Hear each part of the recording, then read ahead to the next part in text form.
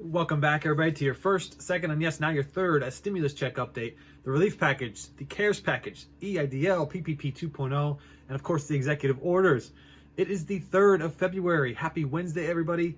Yes, I am still buried under snow. The status has not changed since yesterday. But a new bill is being discussed by President Biden.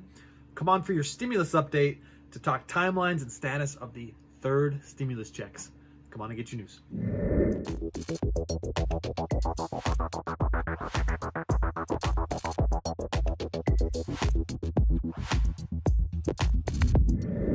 Welcome back, everybody. I am Edward Bilder. To all my loyal subscribers, welcome back for another video. And if you're joining us for the first time today, welcome. Remember to do your part, like, share, comment, and subscribe. Help the YouTube algorithm move this message to all of our viewers and viewers that we haven't met yet so that we could help continue to bring giveaways to all of our lucky subscribers. We're going to go through a quick update on PPP, EIDL, the updates. Now we're going to talk the state of stimulus, a timeline, and we're going to break out the bills right here. Now don't forget about my next giveaway. It's the 10,000 view giveaway and the 10,000 subscriber giveaway. If this video right here hits 10,000 views, I'm going to pick one lucky comment from this video for a subscriber to send a $100 check to. And when I hit my 10,000 subscriber, I'm sending out another $500 stimulus check to one lucky subscriber who comments down below. Join the 800 others on Instagram, tracking play-by-play of PPP, play-by-play of EIDL, and now rental assistance by state. Let's get into the details.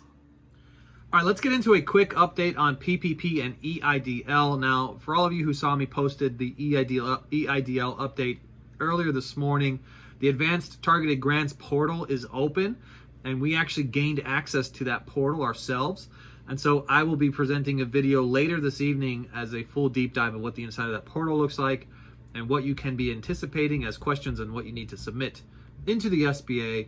But I also announced in many of my videos that the SBA is still screwing the heck out of us here because they cut this down to about 1/3 of all applicants. So if you are in priority 1 and you received that email, you'll notice in that email it says that you received funds. So these emails that are going out currently are only for priority number 1. Now, once they exhaust priority number 1, if the funds have been exhausted, they may not move into priority number 2 if there are no funds left. So we're going to be tracking that right here on this channel, give you guys play-by-play of who we see as a priority 2 if they're starting to get their emails. And it's going to go in order of how your application was placed in the queue. I'll check back on this video later tonight to catch the inside of the portal. Now we're going to talk about a PPP update because big news, the data has been published that we are looking at 3x of the applications in this current round of PPP compared to the CARES Act rounds of PPP.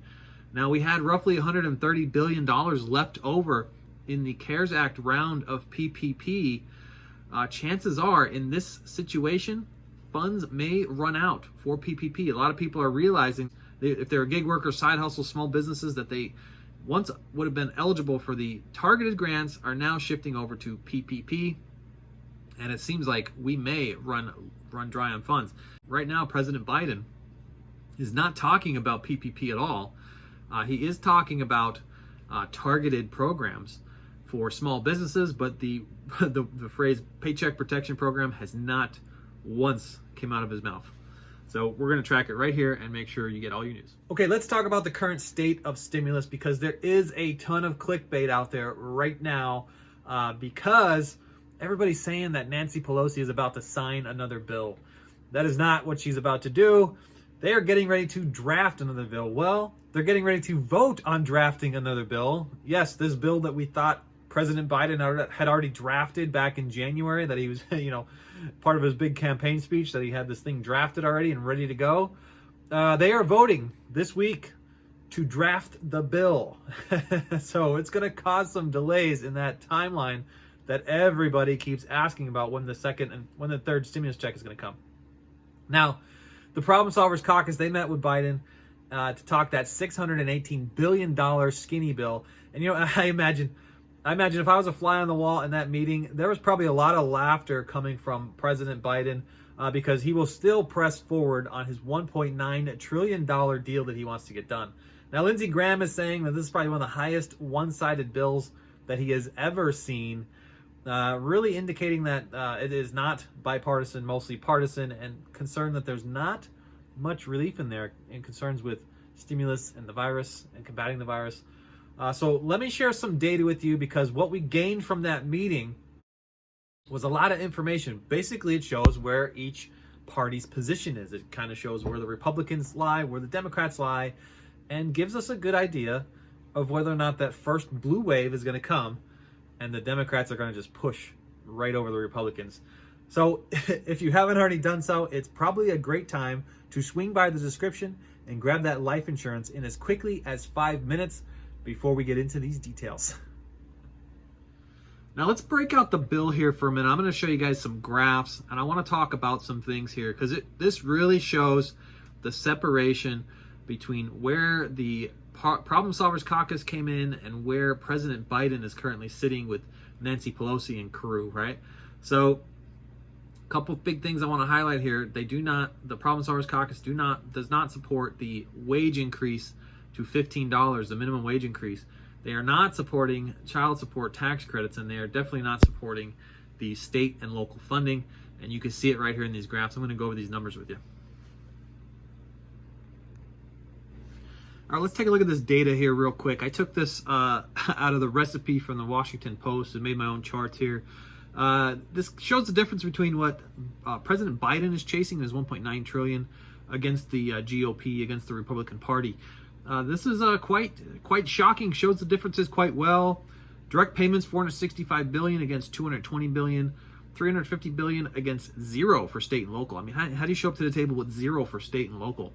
$350 billion against $132 billion for unemployment insurance. Schools reopening, a big difference here. $170 billion compared to $20 billion. I mean, they're miles apart on a lot of these things.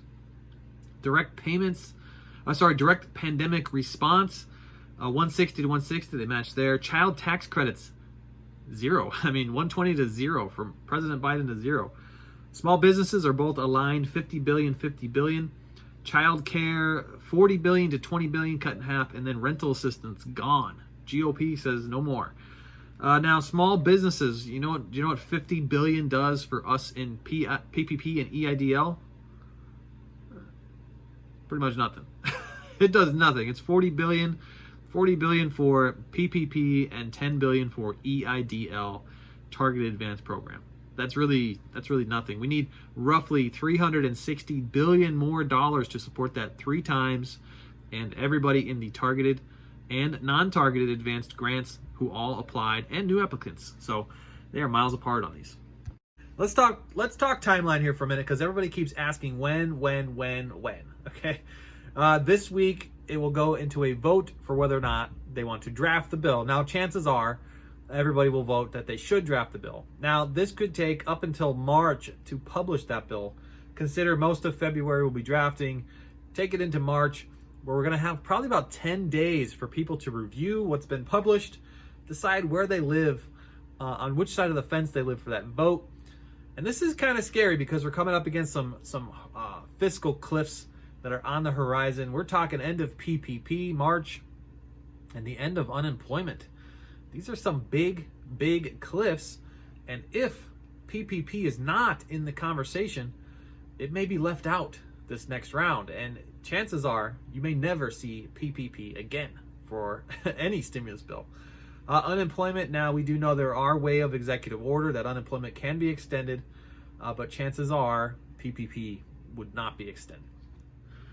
I thank you guys again for joining me for another video. Remember to do your part, like, share, comment, and subscribe. Help the YouTube algorithm move this message to others so that we can continue bringing all of our viewers great giveaways. And join the 800 plus others tracking play-by-play of PPP, EIDL, and rental assistance by state. I thank you all again, and I will catch you all on the next one. Bye for now.